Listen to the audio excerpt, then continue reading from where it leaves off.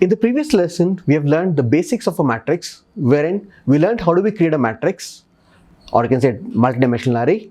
Then we learned how do we initialize it and how do we access elements, right?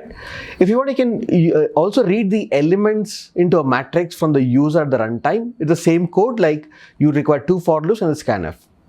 Now in this session, what we'll try to do is we'll try to access the elements, perform some calculations, and then put it back into an array. Like for example, here we are trying to store the marks of various subjects for multiple students, wherein the first 4 columns basically represents the marks of what is scored in different subjects. The 5th column is basically the sum of all the marks. Now the sum I don't want to initialize by hard coding the values. Instead, I want to calculate it and store it as the 5th element of each row, right? Okay, or you can also call this as like row sum, but the result is stored in the 5th column, right? Okay, now here is the array where you have the data which is initialized, and here was the code to print the elements, right? So in between, we have to do a code which is similar to this. We have to access the elements of each of the rows. Remember, for each of the rows, the number of rows is same, but the number of columns is like we need to first access the 4 columns, not the 5th one, right? Because 5th one we need to place it. The first 4 columns we have the data, so that is why we basically say this is 4, right? Okay, then next thing what we should do it is we need to access the elements.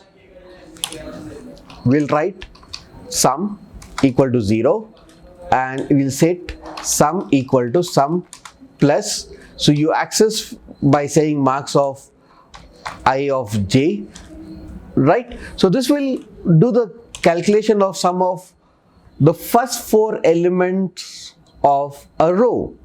Then I need to place this as the 5th element of that row. So what should I write? I should write marks of ith row and last column, right? 5th column has the index 4 equal to sum, right?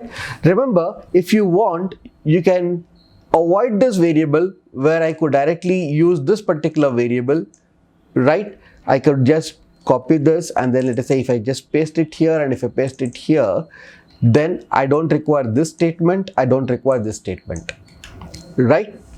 Okay, but I would preferably write this so that we can get to know that we are doing the calculation properly, and then we are trying to place it. Fine. Okay, then I'd like to stop. That's it, nothing more, right? Let's quickly run this program. Before we could run this, we'll try to analyze what should be the output. The output for the first row should be 2 plus 1 is 3, 3 plus 3 is 6, 6 plus 4 is, it should be 10, right? But here it should be 6 plus 7 is 13, 13 plus 8 is 21, 21 plus 9 should be 30, right? So same way out here, 5 plus 5, okay, should be 50, right? Okay, let us try to run this and see are we getting the correct output. Just observe the last column carefully, guys, right? The first 4 columns, fine, whatever we have initialized. The last column, 10, 30, 50, right? It's working perfectly fine. Okay, right. So we have done, okay, accessing elements, calculating the row sum, and then placing it. Clear? But assume that you want to calculate sum of all the elements, even the 5th row or something, then you can just add up this, right? You can just increase the value from 4 to 5. Clear? Okay, fine, guys. Now the next task what we'll try to do it is, so we have a matrix wherein you can just observe that each of the rows has the marks and the last column has the total. I want to know subject wise total. When I say subject wise total, it is basically column sum, right? I want to perform column sum. So for that, what I like to do it is I'd like to increase the number of rows from 3 to 4, and the 4th row should contain the column sum, right? Okay, right. Now row sum we have done it. I'd like to keep this separate, and column sum I'd like to take it up separately. Now for column sum, remember you have to go column wise. So for the column wise, if you go, the indexes will be like 0 0 for the first column, then the second entry in the first column will be, it will not be 0 1, it will be 1 0 2 0 3 0, right, that way, right? So you have to go column wise. Okay, if you want to go column wise, you can just see the incrementing variable should be the row value, right, and column value remains the same. Clear? So first we'll try to generate the cells in such a way that it should be 0 0 1 0, then 2 0, then we will, if you can generate that, then accessing is too simple, right? So we can just use the for loop, right? But how many columns you want to move? The number of columns here, let us say this is the number of columns. Please do remember this is number of columns because we are going column wise, right? So it should be number of columns, right? You want to even consider the last column, which is the total sum, then you can just say 5, otherwise you can just specify 4, right? Now in each of the column, how many rows do we have? Remember, out of 4 rows, the first 3 rows consider the data, fourth one we would like to place the result. Clear? So you can just see, and also let me tell you that this one you want to even perform the sum of even the total marks of each of the student, then we can use it. Otherwise, if you want to leave that blank, you can leave it like this. Fine. Now this part can be same, or to have a better name, we can just write column sum, right? We can have column sum, and after that what we'll try to do it is we'll just try to calculate this sum. Before we can calculate the sum, we'll try to print the value of ij, right?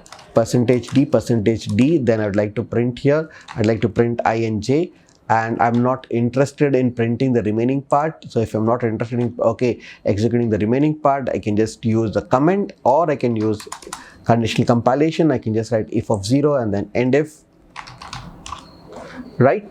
So I just want to even this one is doing the calculation, but I'm not printing it, but this one is the only thing which will be printed. I'd like to observe this, right? We are printing I and j, right? So that is why, let's quickly observe this once more. 0 0 0 1 0 2, then 1 0 1 1 1 2, 2 0 2 1 2 2, 3 0 3 1 3 2. See, this is running 0 1 2, that's fine. This is running 0 1 2 3, but it should not be in this order, right? It should be reverse, like 0 0 1 0 2 0. For that, just print j and I.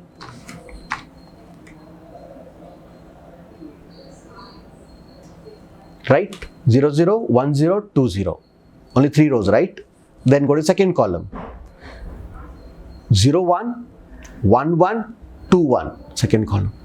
Third column, 0 2 1 2 2 2, right?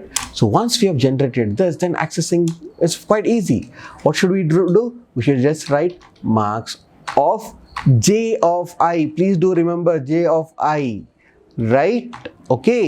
Then add up to column sum equal to column sum plus this, right? And then where should you put this? You should put this in which cell? Row value specified by I, this one, right? So I need to basically place it here.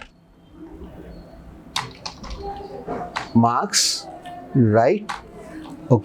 Equal to column sum, right?